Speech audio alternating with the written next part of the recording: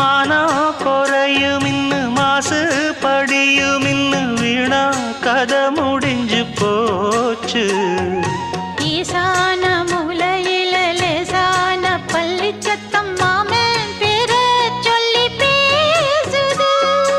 ஆறாத சோகந்தன்ன தீராம சேர்த்து வச்சு ஊரும் சேர்ந்து என்ன ஏசுது.